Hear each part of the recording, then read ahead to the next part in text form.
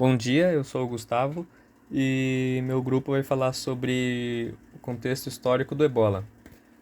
Meu grupo é composto por mim, pelo Francis Vaz e pela Maria Fernanda. O que é o Ebola? O Ebola é uma doença viral grave e frequentemente fatal em humanos e em primatas não humanos. Ela é causada pelo vírus Ebola da família Filoviridae. O vírus do Ebola é altamente infeccioso, chegando a causar febre hemorrágica viral.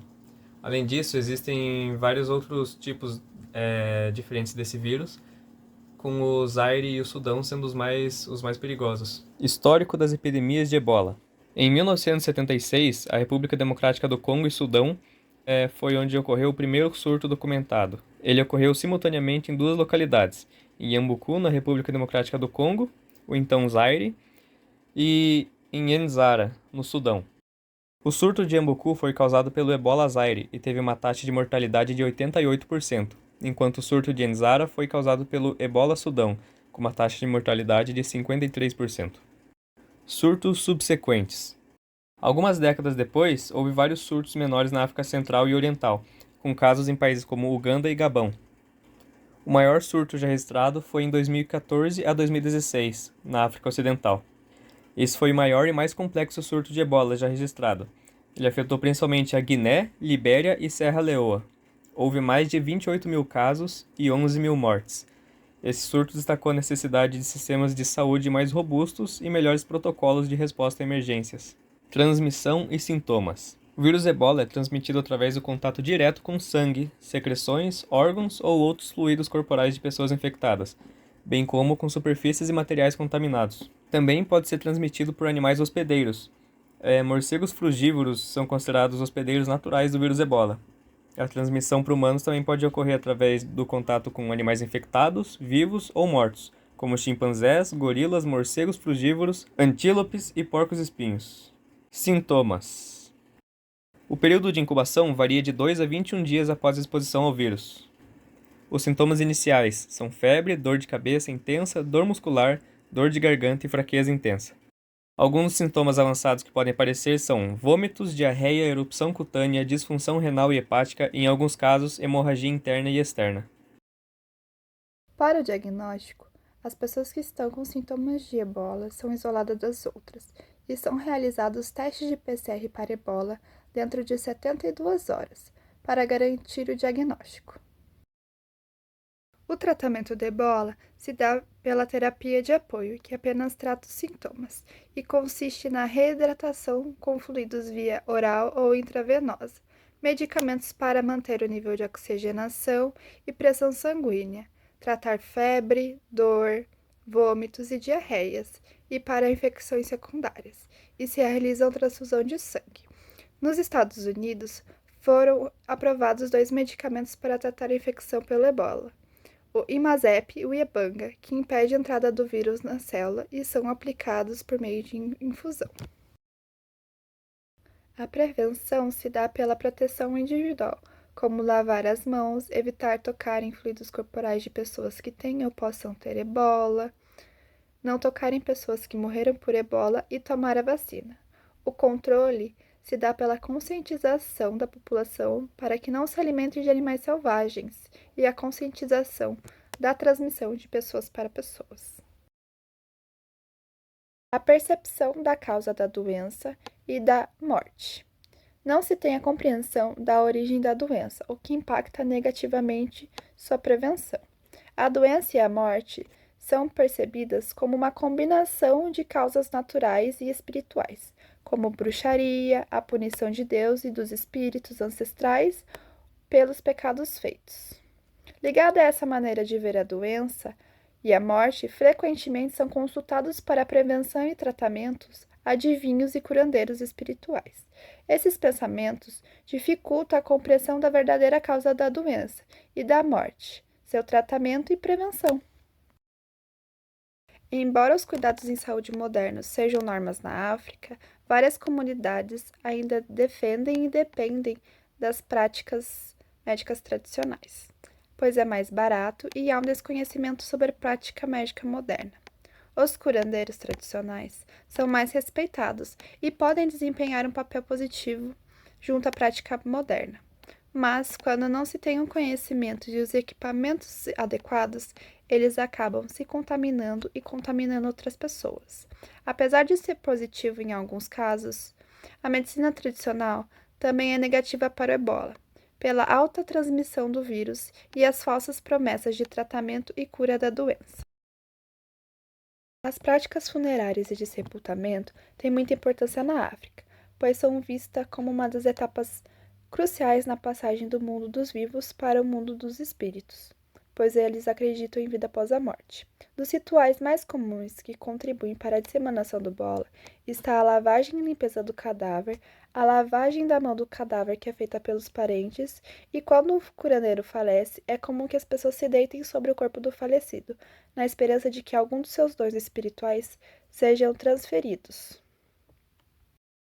E com relação aos aspectos ecológicos, a interação entre animais silvestres e ser humano, seja fisicamente ou por meio de alimentação, faz com que o vírus passe por modificações evolutivas. Logo, a transmissão para o ser humano pode ocorrer de forma mais frequente, causando outras doenças como o ebola. E por essa razão, é essencial o conceito da saúde única, onde existe um equilíbrio entre saúde humana, animal e ambiental. E também é necessário pensar em adotar medidas de conservação que previnam a degradação ambiental, pois a falta de cuidado com a natureza está correlacionada com a transmissão das zoonoses, como o ebola, já que animais silvestres como morcego, macaco, cervos contaminados podem migrar para a cidade e causar contaminação. Outro problema também é que em algumas culturas o consumo desses animais silvestres é comum e é realizado com nenhuma segurança alimentar ou medida de prevenção e contaminação. Com as medidas de prevenção e tratamento, diretrizes da OMS para a prevenção da epidemiologia do ebola. Vigilância epidemiológica. Esse aspecto refere-se a um fato de avaliação dos pacientes, está atento a qualquer caso suspeito, avaliando depois se cumpre um quadro clínico sugestivo associado a fatores de risco epidemiológicos. Critérios clínicos. Consiste em uma febre de 38,6 graus associada a uma dor de cabeça severa, mialgias, vômitos, diarreia, dor abdominal, né, e hemorragia inexplicável. Tá? E critério epidemiológico trata-se de um contato com sangue ou fluidos corporais de casos suspeitos ou confirmados do EVD, doença do vírus ebola, bem como animais selvagens de áreas endêmicas nas 3 semanas anteriores ao aparecimento de sintomas. Né? E o diagnóstico laboratoriais, o vírus do ebola é classificado como um grupo patogênico de risco grupo 4, ou seja, incluso agentes biológicos com grande poder de transmissibilidade, em especial por via respiratória ou transmissão desconhecida. Hoje, o tratamento, o princípio se restringe ao controle de sintomas e medidas de suporte, estabilização do paciente. Os cuidados são de suporte precoce, com hidratação e tratamento sintomático. Uma forma de prevenção que vem sendo utilizada é a vacina Everbo. É uma vacina viva atenuada do vírus recombinante, da estomatite vesicular, apresentar a glicoproteína da membrana de vírus do ebola. Né? Foi recentemente aprovado pelas entidades reguladoras de diversos países para o uso de adultos saudáveis, depois de ter demonstrado um bom perfil de segurança, imunogenicidade e eficácia, tendo já um papel ativo nos surtos referidos com mais de 300 mil indivíduos vacinados na África. O isolamento físico do paciente com a doença pelo vírus ebola é fundamental para conter a transmissão durante o período sintomático, junto com o monitoramento de contactantes. Tem sido extensivamente discutida a estrutura física e equipamentos de proteção individuais adequados para que o isolamento seja efetivo e seguro. Mas todas as recomendações pressupõem a colaboração do paciente.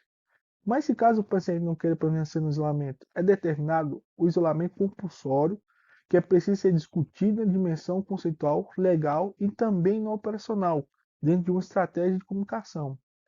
Caso se decide pelo isolamento compulsório, é preciso definir quais os mecanismos de contenção que poderão ser utilizados e qual o anteparo legal para sua utilização. É importante lembrar que a forma de transmissão do vírus torna-se arriscada a qualquer medida que envolva o contato físico e que a maioria dos hospitais não possui estrutura física ou pessoas habilitadas para restringir a movimentação desses pacientes de forma coercitiva.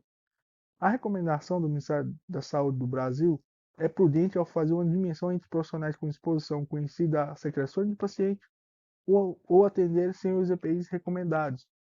E os profissionais que realizam esse atendimento com todas as medidas de biossegurança e os EPIs adequados, sem exposição direta conhecida, esses profissionais são classificados como alto e baixo risco, respectivamente.